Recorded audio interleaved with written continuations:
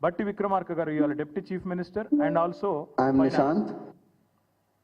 Sir మీరు రాష్ట్ర ప్రజల కోసం రకరకాల హామీలు ఇచ్చారు, కానీ ఆ హామీలు నెరవేర్చడానికి అయ్యే ఖర్చు ఇప్పుడు రాష్ట్ర ఆదాయం కన్నా మూడింతలు ఉంది. అది రాష్ట్ర లయబిలిటీస్ మీద, రాష్ట్ర అప్పు మీద భారం పడుతుంది. అంటే ఏ యువత కోసం మీరు ఇన్ని హామీలు ఇచ్చారో చివరికి వారి మీదే భారం పడుతుంది కదా. మీరు దీన్ని ఎలా సాల్వ్ చేద్దాం అనుకుంటున్నారు? ముందు ప్రజలకు మేలు చేయాలనేటువంటి సంకల్పం చాలా ముఖ్యమైనది.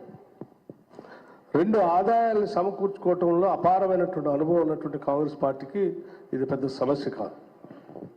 ఈరోజు రాష్ట్రంలో తీసుకొచ్చినటువంటి 5 లక్షల కోట్ల అప్పుల్లో ఈ కాళేశ్వరం మీద ఖర్చు పెట్టినటువంటి ఆ 80,000 కోట్ల 1,00,000 కోట్ల మధ్యలో ఉన్నటువంటి సంపద ఇప్పుడు అది అవసరం లేదు. రేపు పొద్దున భవిష్యత్తు 50,000 కోట్ల రూపాయల పేరు మీద మీరు మిషన్ భగీరథ కోసం ఖర్చు పెట్టినటువంటి ఖర్చు కూడా ఇప్పుడు రాబోయే కాంగ్రెస్ ప్రభుత్వాలకి అవసరం లేదు.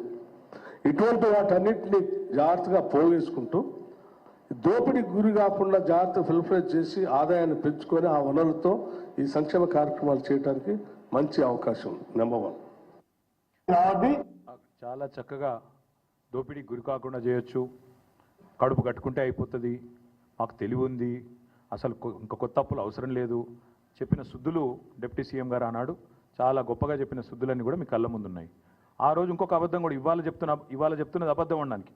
ఆ రోజు 5 లక్షల కోట్లు అని చెప్పిండు ఆయన. మొదలు 10 సంవత్సరాల పాటు అసెంబ్లీలో ఉన్నాడు, ప్రతి బడ్జెట్ స్పీచ్లు విన్నాడు, ప్రతిసారి బడ్జెట్ చర్చలో అప్రాప్రియేషన్ చర్చలో పాల్గొన్న బట్టి గారు ఆ రోజు 5 లక్షల కోట్లు అన్నాడు. ఇప్పుడు రేవంత్ రెడ్డి గారితో సావాసం చేసి డిప్యూటీ సీఎం అయినాక అప్పు సడన్గా 7 లక్షల కోట్లు అయింది, 8 లక్షల కోట్లు అయిందని చెప్పి